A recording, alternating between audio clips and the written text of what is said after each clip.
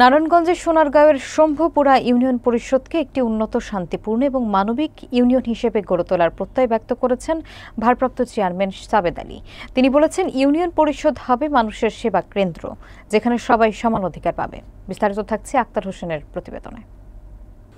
নারায়ণগঞ্জের সোনারগাঁওয়ের শম্ভুপুরা ইউনিয়ন পরিষদের ভারপ্রাপ্ত চেয়ারম্যান সাবেদ আলী সম্প্রতি একটি সুন্দর এবং শান্তিপূর্ণ ইউনিয়ন করার অঙ্গীকার করেছেন।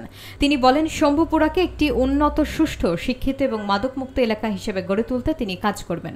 ভারপ্রাপ্ত চেয়ারম্যান আরও জানান, তিনি বিশ্বাস করেন ইউনিয়ন পরিষদ হবে মানব সেবার কেন্দ্র, যেখানে প্রতিটি মানুষ সমান অধিকার এবং সম্মান পাবে।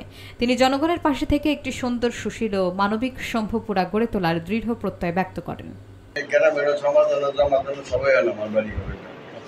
না ভালো দিচ্ছে, এখন ডিউটি ঠিক মতো করতেছে, আর দিন করতেছে, সবাই ভালো লাগতেছে। আমি মোহাম্মদ এজাজ, শম্ভুপুরা 5 নং ওয়ার্ড মেম্বার। আমাদের যে চেয়ারম্যান সাহেব আছে সাবেদ আলী, উনি খুব ভালো লোক। ওনার সাথে আমরা মিলে শম্ভুপুরা কাজ করতেছি, আমাদের কোনো সমস্যা নেই। আমাদের সরকারি যতটুকু বরাদ্দ আসতেছে তা দিয়ে আমরা চাচ্ছি সুন্দরভাবে শম্ভুপুরাটা সাজাতে।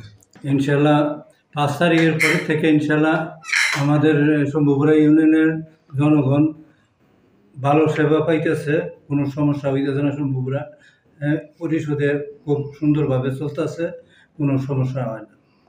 ট্রেড লাইসেন্স বা চেয়ারম্যান সার্টিফিকেট বা জন্ম নিবন্ধন, এতে আপনারা কোনো এক্সট্রা টাকা নেন কিনা? আমরা কোনো এক্সট্রা যেটা ফি ওইটাই আমরা নিই, এক্সট্রা কোনো আমরা টাকা নিই না।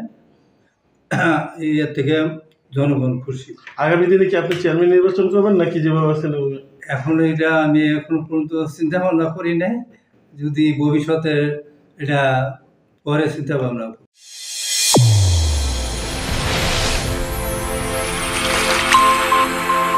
চ্যানেল A1, হৃদয়ের স্পন্দন।